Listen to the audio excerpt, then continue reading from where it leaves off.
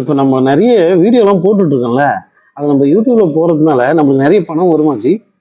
SG யூடியூப்ல நிறைய பணம் வரும், கோடி கோடியா வரும். இப்படிதான் எல்லாருமே நினைச்சுக்கிட்டு யூடியூப் பண்ணிட்டு கிடக்குறோம். நம்ம அதுக்காக பண்ணல, நம்ம கிட்ட இருக்கிற நாலேஜை நல்லபடியா மற்றவங்க கிட்ட போய் சேர்க்கணுக்காக பண்றோம். இப்போ நம்ம யூடியூப் இல்ல ஃபேஸ்புக், இன்ஸ்டாகிராம் இதே தொழிலா வச்சுட்டெல்லாம் நம்ம பண்ணல. நம்மளுக்குன்னு ஒரு பிசினஸ் இருக்கு. அது போக நம்ம நாலேஜ் நம்மளோட அழிஞ்சிடக்கூடாதுன்னு அப்படின்றதுக்காக தான் நம்ம மற்றவங்களுக்கு இதை சொல்லித்தரோம்.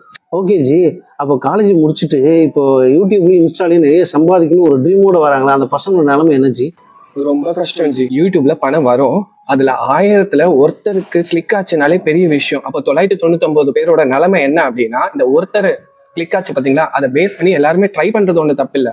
ஆனா அதுக்கான ப்ராப்பர் நாலேஜ் வேணும், அதுக்கான பெரிய பேஷன் வேணும். வந்த உடனே 1 கோடி ரூபாய் சம்பாதிச்சிருவேன், 1 லட்ச ரூபாய் சம்பாதிச்சிருவேன் முடியாது, டைம் வேஸ்ட்.